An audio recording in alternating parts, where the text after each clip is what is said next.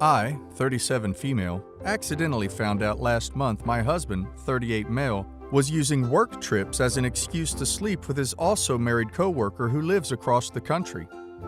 When I said accidentally, he sent me a secret shot of Amazon purchases for our children, and included at the bottom of the photo was a delivery to this woman. So yes, the worried wife and me checked his search history and email. It was all right there. I learned his November trip was a romantic getaway, but this current one is luxurious. A spa resort complete with couples massages, couples cooking classes, and monogrammed bathrobes from Etsy. He mailed her a box of gifts a few days ago for Christmas. How sweet.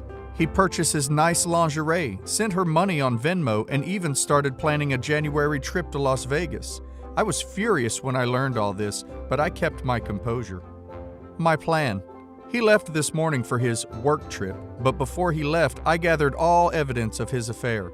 I spent 4 weeks collecting emails, credit card statements, reservations, and confirmations.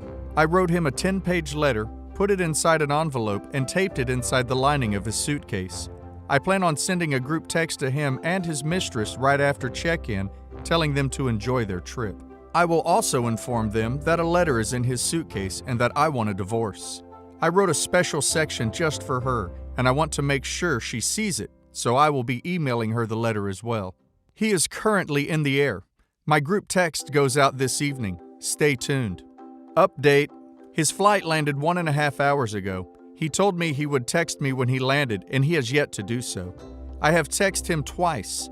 They were delivered, but not read. I checked our phone records, and he texted both me and her during his layover.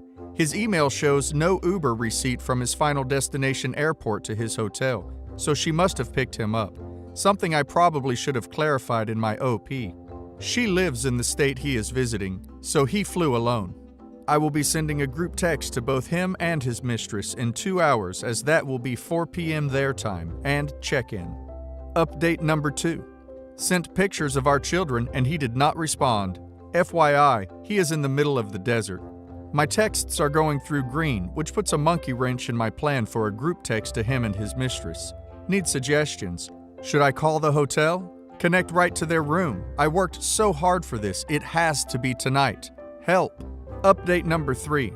Thank you to everyone standing by and waiting. My best friend has come to my house to help me through this. It seems my texts are going through green, undelivered, but when my friend tried, it is blue and delivered. He has blocked me. I guess that helps his guilt. The plan now is to call the hotel. We'll wait a few minutes after check-in to make the call. Very soon, please stand by. Update number 4. Like most of you predicted, he does not care. He had 0 answers for my questions. That was the most hurtful part. But guess what? I have all the emotional support and economic support, so I'm not mad. Every question I asked, he had no response because his mistress was sitting there. I suspect when he is home alone with me, his answers will be different. I have made sure that he will not emotionally or financially duck me because I have secured support from family and friends. He can go duck himself. Update number 5. Called his hotel room, talked to his mistress, and finally lost my stuff. He ended up calling me a few minutes later and had 0 empathy.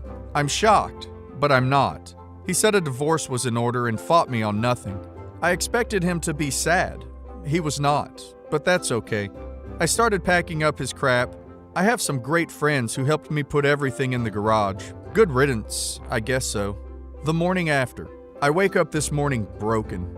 My house is in shambles as I went on a rampage yesterday, ripping photos off the wall, throwing his stuff in piles on the floor, and breaking random objects in anger. Now that I've had a night's sleep, I feel that I am a bit clearer in my thinking as I analyze the conversation we had yesterday. He was different on the phone. That was not the man I know. But who was the man I've known? Because everything was a lie. The only thing he cared about on the phone was getting the kids. Which is perfectly okay. He should want to see his kids. But he refused to answer any questions I had or admit to anything. I personally feel his lack of remorse was because he was sitting in front of his mistress. If I confronted him at home, this would not have been his reaction. When he comes home Monday night, I expect to see a different man. Also, in my conversation with the mistress, I learned she is recently separated. I called my mom. That was hard. While she and my dad have always been loving and supporting, it was hard to make that phone call. I felt like a failure. I know it wasn't my doing, but to admit that I made a poor choice in a spouse was difficult. Was this all because of a mistake I made 13 years ago? Honestly, it doesn't matter. I have 2 days to empty my house of his things. Who do I tell? Do I call his dad? Do I tell his mother? Best friend? Work buddies? I wish there was a manual on how to do this because I'm lost. Even with my preparation, I'm still humiliated. Luckily, he did not take his house keys when he left, so no need to change the locks. I'll be removing his keys and sending him on his way. I don't plan on seeing him when he gets home Monday night. Doors are locked. Everything you own is in the garage. Have your people talk to my people, and I'll see you never. Preparing for the return. My friends and family have been wonderful. I am so fortunate to have such great people in my life.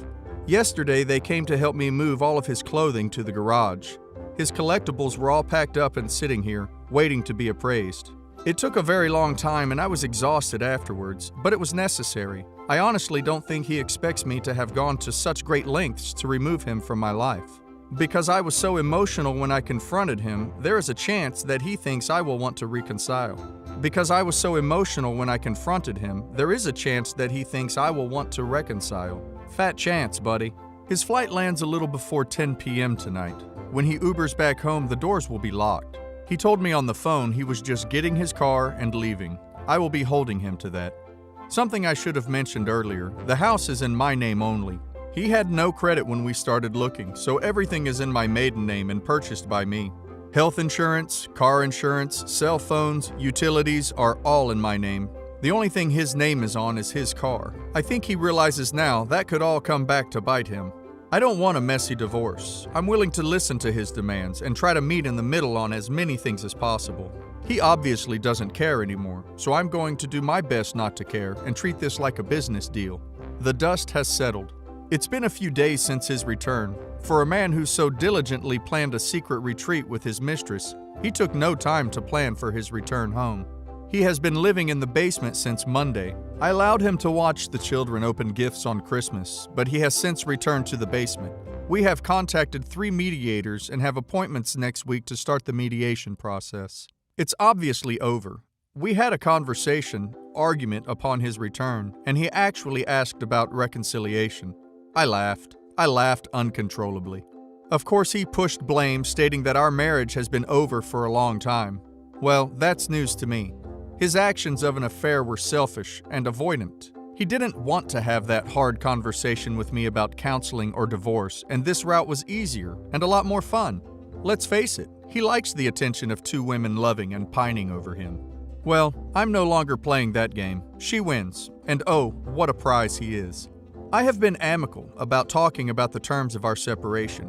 My biggest hang-up is her. He may continue seeing her, and I have questions about her character. What kind of woman, mother, cheats with a man she knows is married and knows has children? When I confronted her on the phone last Saturday and asked her that question, she was silent. I asked if she was sorry, and it was as if the line went dead. That kind of person I do not want around my children. People who show no remorse, especially when they are in the wrong, are not kind people. Where is the fault? If you listen to the books and advice always given about cheaters, it all says the same thing. It's not you. They made a choice. My soon-to-be ex insists things were bad. While I don't think we were Pam and Jim or Lucy and Ricky, I think things were good. This process has made me review who I am, who I've been, and who I want to be. Could I have made changes? Yes. Was I perfect? Absolutely not. But my decisions and actions were never detrimental to our marriage. They were more like sacrifices. And now I'm having those sacrifices thrown at me and I'm being called neglectful. Is all this about attention? A narcissistic need to be the apple of someone's eye? Him and the AP are now blissfully in the honeymoon stage. Vacations, late-night phone calls like teenagers, present buying, etc. But what happens when the other shoe drops? What happens when she sees that he has very little patience with children? That he will walk past a sink full of dishes completely blind to them? When he doesn't pay the phone bill for 2 months because he is spending money on silly gadgets? What then?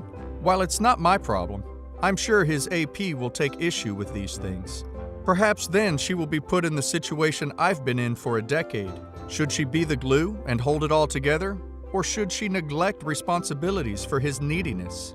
I've been told by him, someone who is having a relationship and spending large sums of money on someone else, that I'm at fault.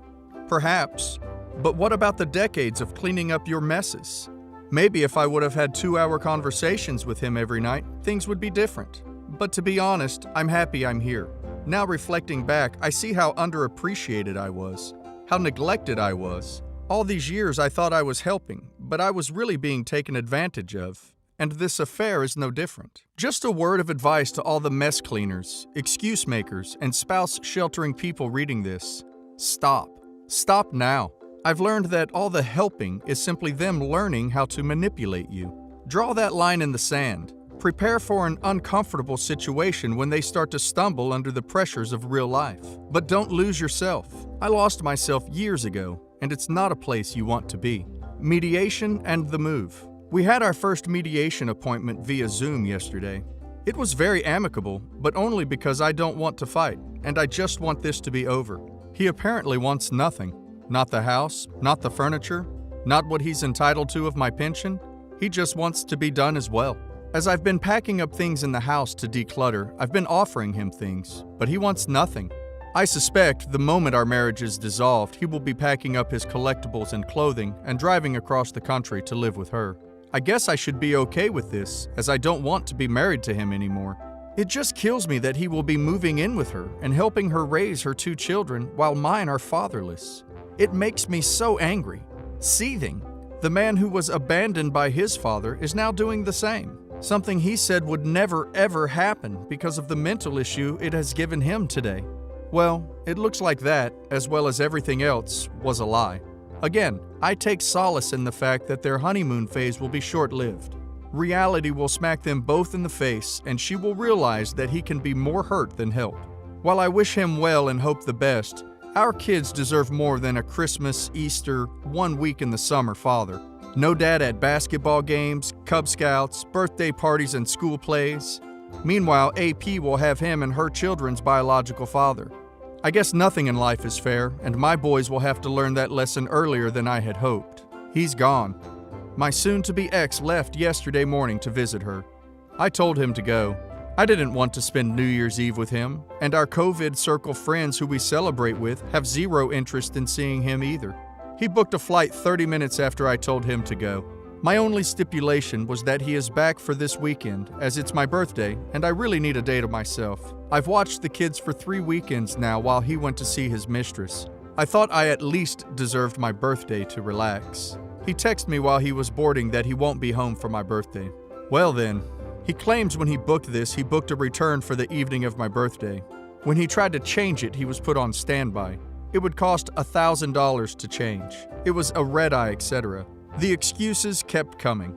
He apparently does not realize that I have access to the internet as well, and flights are less than $300 with the airline he flew. I told him this, and he said those flights weren't there when he booked. Lies. And he will take care of it. I just want him to be honest. If you don't want to be here for my birthday, just say it. If you don't want to spend the day with your children, just tell me. I can't force you to be a parent. I told him the flights were available and affordable. It's his choice to rebook. Ball is in your court. That's all I can do, right? Stay tuned for an update on his return this weekend. New Year's Eve nightmare. It was 12:40 a.m. on New Year's Eve, and there was still no call from him.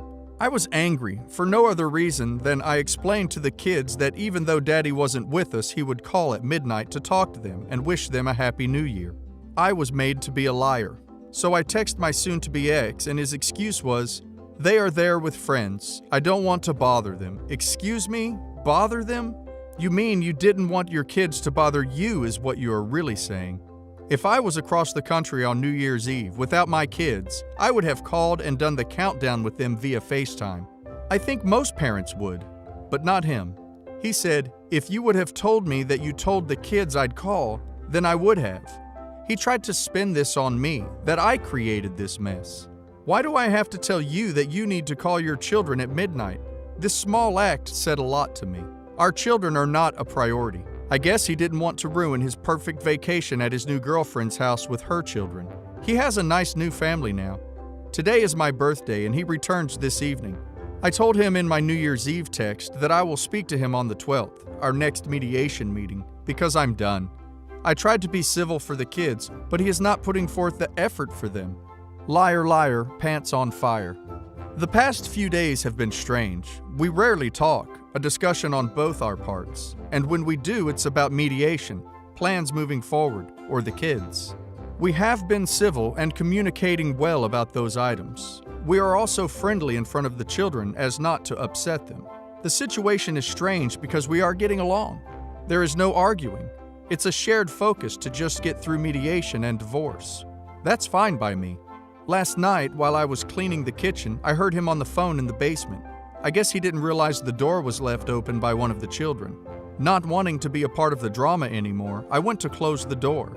At that point, I heard him tell her how crazy I have been acting. Excuse me? We don't speak, and when we do, it's very civil. How is that crazy? Well, he proceeded to tell her about a conversation we had, and he lied about everything. While the conversation part was true, he told her I exploded, I was in a rage, I was crying, etc. None of that was true.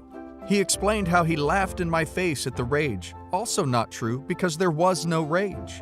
I had told him a while back before the New Year's Eve debacle that I would start dating eventually, and he proceeded to tell her that I was bragging about guys I'm meeting. So far from the truth. I slammed the basement door. I'm sure he knows I heard. So I ask, why the need to lie and make me a villain? We aren't staying together. I have no reason to fight with you anymore. That's why we are paying a mediator. Why start lying to your new girlfriend that you love? How is that a good way to start a relationship? I don't know what is happening here. This is my concern. This woman and him are in love and want to start a life together. Okay, that's fine. God bless and congrats. But this woman only knows me by the stories, which I'm assuming are all lies, he has told her about me.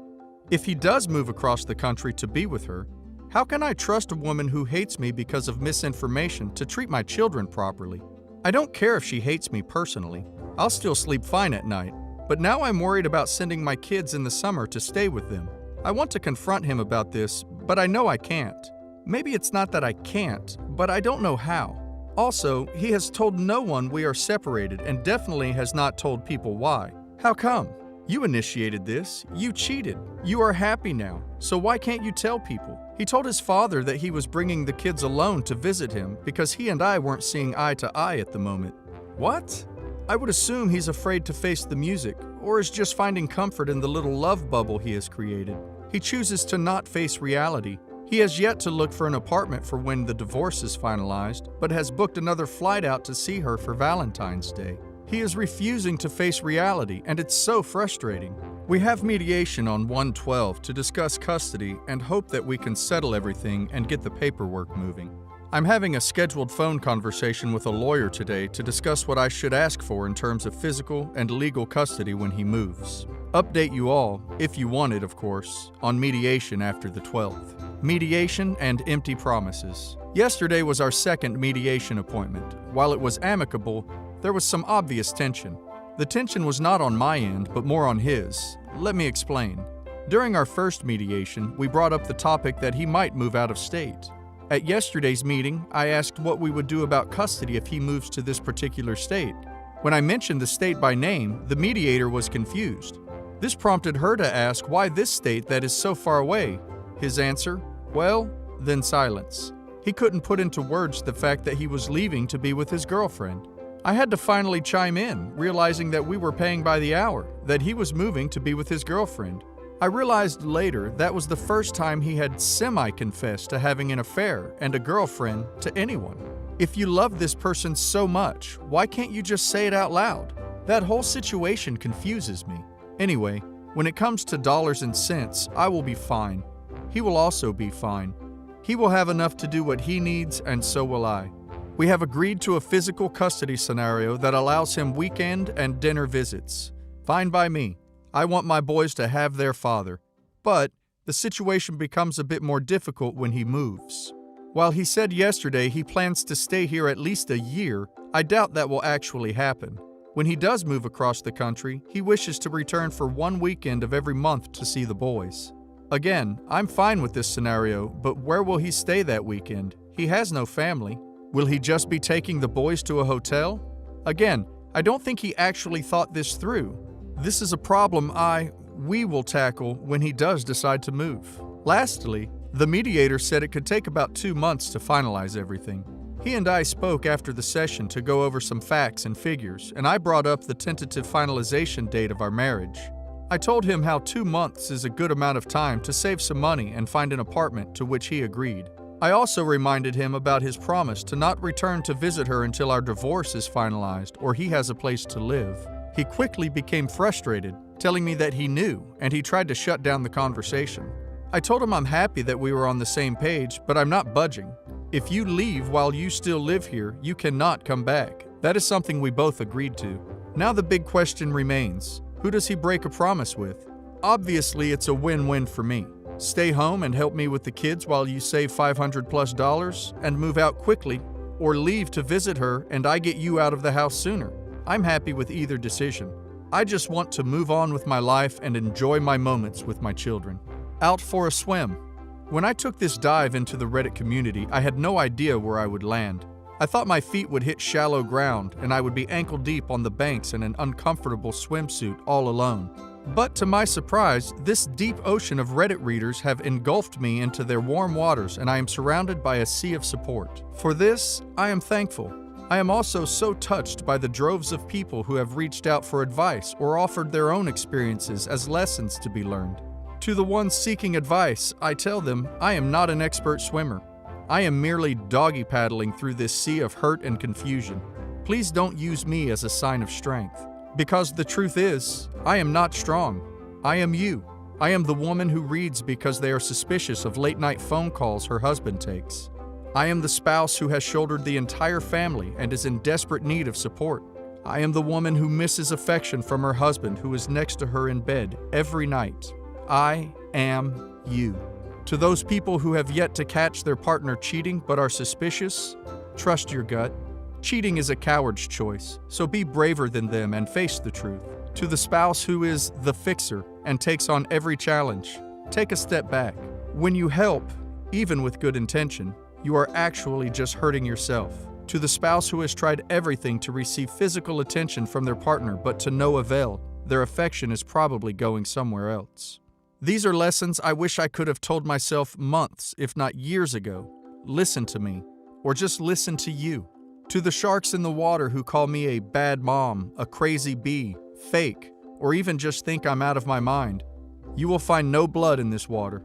So it's best you move on and find a thread where the OP will chum the water for you. It's so very easy to read and judge. This I understand.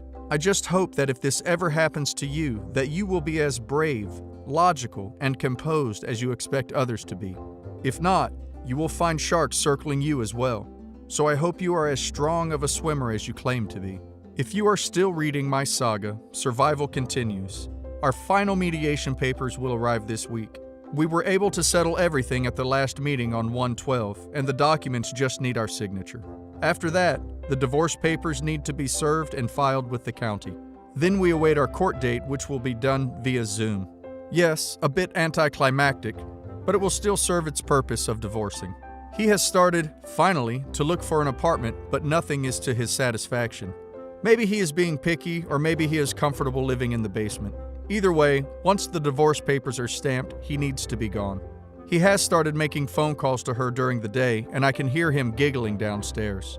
I'm happy he is happy. I really am. That isn't passive-aggressive. I know I will be happy one day too. He just got there first, and that's okay. I feel like my life is in limbo right now.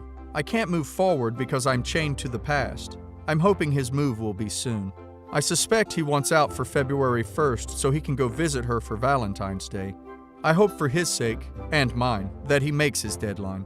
I will update again after I receive the mediation paperwork and divorce papers are served. I'm sure that will stir up a lot of thought and emotion, so I'm certain it will be a doozy. Till then, I'll keep doggy paddling.